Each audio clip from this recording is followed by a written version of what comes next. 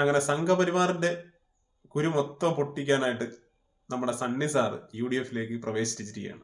അതിന്റെ ഞാൻ ഈ പറഞ്ഞ വെറുതെ ഒന്നുമല്ല. സണ്ണി സാറിന്റെ പോസ്റ്റ് വരുന്ന ഓരോ പോസ്റ്റിന്റെ താഴെയും വരുന്ന കമന്റുകൾ പരിശോധിച്ചാൽ നിങ്ങൾക്ക് അതിന്റെ കാര്യം മനസ്സിലാവും. ഞാൻ വെറുതെ പറയുന്നില്ല. സംഘപരിവാറിന്റെ കുരു പൊട്ടിക്കുന്നു എന്നുള്ളത് ഒരു 100% കറക്റ്റാണ്. അപ്പോൾ കുരുക്കൾ പൊട്ടട്ടെ.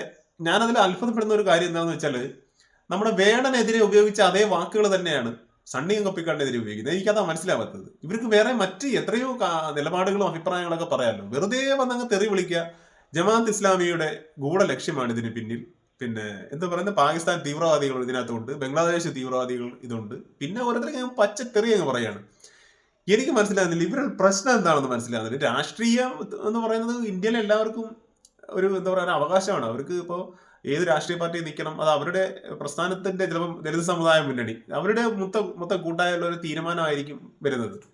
അല്ലാതെ ഇവിടെ എന്തിന്റെ അടിസ്ഥാനത്തിലായി വെറുതെ വന്ന് ചീത്ത വിളിക്കുന്നത് മനസ്സിലാവുന്നില്ല.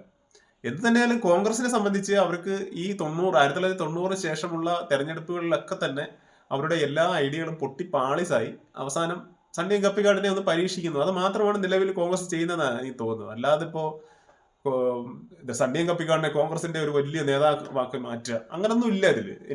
നമുക്ക് തോന്നുന്നത് എങ്ങനെയാണ് ഇപ്പൊ എന്താ പറയാ, അപ്പൊ അതുപോലെ തന്നെ ഇപ്പൊ നമുക്കറിയാം രാഷ്ട്രീയ മേഖലകളിലൊക്കെ പുതിയ ഓരോ ഐഡിയകളൊക്കെയാണ് പരീക്ഷിക്കുന്നത്. ഇന്ന് ഇന്റർനെറ്റ് യുഗമാണ്. അപ്പോൾ ഇന്റർനെറ്റുമായിട്ട് ബന്ധപ്പെട്ട് അതിന്റെ അനലൈസ്, അതിന്റെ ഡീറ്റെയിൽ ഡാറ്റാ ബേസിലൊക്കെ കാര്യങ്ങളൊക്കെ അന്വേഷിച്ച് പുതിയ ഐഡിയോളജിയൊക്കെ വരുന്നുണ്ട്. ഇപ്പൊ സുനിൽ കനകേലു എന്നൊക്കെ പറയുന്ന വ്യക്തികളൊക്കെ രാഷ്ട്രീയ മേഖലയായിട്ട് ബന്ധപ്പെട്ട് പ്രവർത്തിക്കുകയാണ്.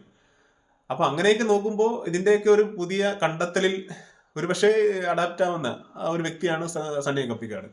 ഇപ്പൊ ദലിത് സമൂഹത്തെ കുറിച്ച് മൊത്തത്തിൽ ഉള്ള ഒരു നേതാവ് ആണ്. അല്ലെങ്കിൽ ഇപ്പൊ കേരളത്തിൽ ഇപ്പം വിരലിൽ എണ്ണാവുന്ന പല സംഘടനകളുണ്ട്. ഇപ്പൊ BSP, ഇപ്പം പിന്നെ ADF എന്ന് പറയുന്ന ഒരു പ്രസ്ഥാനം ഉയർന്നു വരുന്നു. അതുപോലെ തന്നെ CK ജാനുവിന്റെ രാഷ്ട്രീയ പ്രവേശനം, JRP, ഇതൊക്കെ തന്നെ വളർന്നു വരട്ടെ. നമുക്ക് ഇതിനേക്കും എന്താ പറയുക വിമർശിക്കേണ്ട കാര്യമില്ല. ഇതെല്ലാം ദലിതരുടെ അല്ലെങ്കിൽ അടിസ്ഥാന ജനവിഭാഗത്തിന്റെ മുന്നോട്ടുള്ള ഭാവി കണ്ടുകൊണ്ട് തന്നെയാണ്. എന്തുകൊണ്ടും സണ്ണിയും കപ്പിക്കാടിന്റെ ഈ ഒരു രാഷ്ട്രീയ പ്രവേശനത്തെ നമ്മൾ സ്വാഗതം ചെയ്യുന്നു. കോൺഗ്രസിന് ഇതിലൂടെ ഉണ്ടാകുന്ന വിജയം ദലിത് സമുദായ മുന്നണിയുടെ കൂടി ഒരു വിജയമായി മാറട്ടെ. എന്ത് തന്നെയാലും ഇത് ദലിത് സമുദായ മുന്നണിക്ക് നമ്മൾ എടുത്ത് പറയേണ്ടത് തന്നെയാണ് കേട്ടോ. കാരണം അവരുടെ ഒരു ഇടപെടലും പിന്നെ പ്രവർത്തനവും ഒക്കെ തന്നെയാണ് ഈ ഒരു എന്താ പറയുന്ന അവസ്ഥയിലേക്ക് സണ്ണിയും കപ്പിക്കാടിനെ വളർത്തിയത് എന്ന് തന്നെ പറയേണ്ടി വരും. എല്ലാവിധ ആശംസകളും. JB.